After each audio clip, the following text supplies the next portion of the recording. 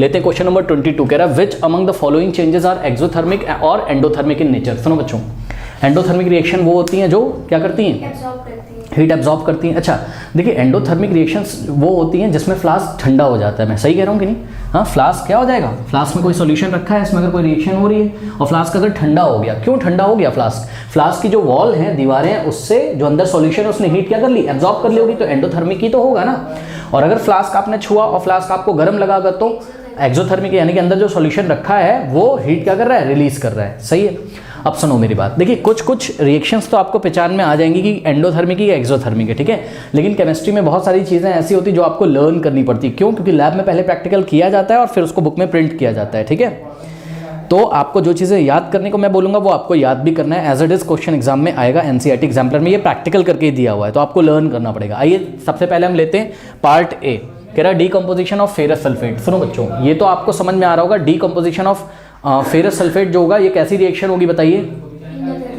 हाँ, yes, this is endothermic. देखिए decomposition जब भी होता है, अक्सर आपने देखा है, जब भी डीकम्पोजिशन में बॉन्ड को तोड़ने की जरूरत पड़ती है ना, और बॉन्ड को तोड़ने के लिए आपको हीट एनर्जी देनी पड़ेगी। सही बात है।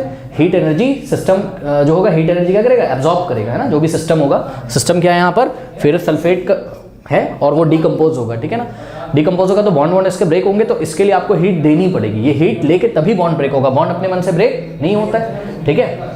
तो फेरस सल्फेट का डीकम्पोजिशन होना किसका एग्जांपल है बताइए, एंडोथर्मिक रिएक्शन का, ठीक है। उसके बाद ध्यान से चेक करिए, डाइल्यूशन ऑफ सल्फ्यूरिक एसिड। सुनो बच्चों, ये भी आप लोग पहचानते हो, ठीक है। सल्फ्यूरिक एसिड का डाइल्यूशन कैसे करते थे, याद है आपको? 1 by 1 ड्रॉप लेते थे, याद है। सल्फ्यूरिक एसिड का 1 by 1 ड्रॉप करके हम किस में डालते थे, पानी में। इसको धीरे धीरे इसको पानी में डालते थे, याद है, और हीट निकलती थी, याद है। तो ये एक्सोथर्मिक रिएक्शन है कि नहीं बताइए। सल्फ्यूरिक एसिड को डाइल्यूट करना आता है ना, पानी को सल्फ्यूरिक एसिड में नहीं डालते थे, सल्फ्यूरिक एसिड को ड्रॉप बाय ड्रॉप वाटर में डालते थे, याद है आपको। तो हीट निकलती थी, जिस हीट को सल्फ्यूरिक एसिड क्या कर लेता था, एब्जॉर्ब कर लेता था। बट जब हम सल्फ्यूरिक एसिड को क्या कर रहे हैं, डाइल्यूट कर रहे हैं, हमने पानी भर लिया, ऊपर से ड्रॉप बाय ड्रॉप क्या डाला हमने, सल्फ्यूरिक एसिड, धीरे धीरे डालते हैं तो हीट निकलती है यहाँ से। तो ये कैसा प्रोसेस है बताइए, ये सेकंड वाला कैसा है, एक्सोथर्मिक। तो दो तो देखिए आपने पहचान लिया, ठीक है, दो तो आपने पहचान लिया, कोई प्रॉब्लम नहीं है आपको। ये थर्ड वाले और फोर्थ वाले में आपको प्रॉब्लम हो सकती है बच्चों, तो ये आपको याद करना है। मैं आपको बता दूं, ध्यान से चेक करिए, dissolution of sodium hydroxide. Okay, sodium hydroxide जो होता है NaOH, इसको जब आप पानी में डालोगे, ठीक है, तो जब आप इसको पानी में डालते हो, ठीक है, तो फ्लास्क गर्म हो जाता है, ठीक है। ये किस में ब्रेक होता है, Na+ और OH- आयन में ब्रेक हो जाता है, ठीक है। और जो फ्लास्क होगा वो आपका कैसा हो जाएगा, जब आप बाहर से उसको छुओगे तो गर्म हो जाता है, हीट हो जाता है, ठीक है। इसका मतलब क्या है कि ये हीट रिलीज कर रहा है।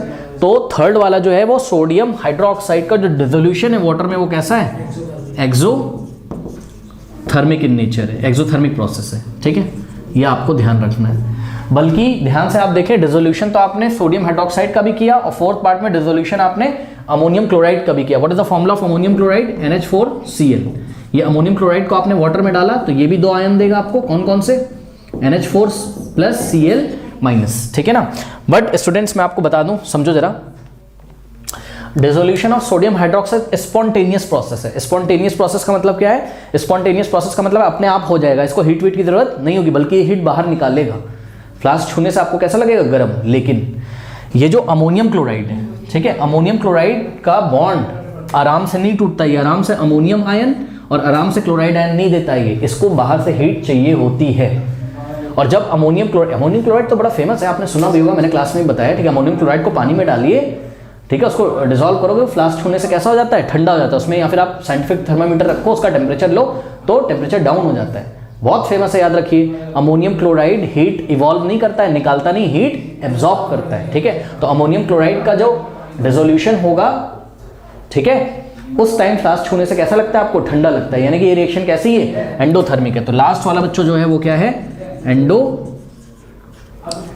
प्रोसेस है, ठीक है बच्चों। तो यहां फाइनली आपने देखा बी और सी एक्सोथर्मिक है, ध्यान से चेक करिए, बी और सी क्या है, एक्सोथर्मिक है, ए और डी क्या है, एंडोथर्मिक है।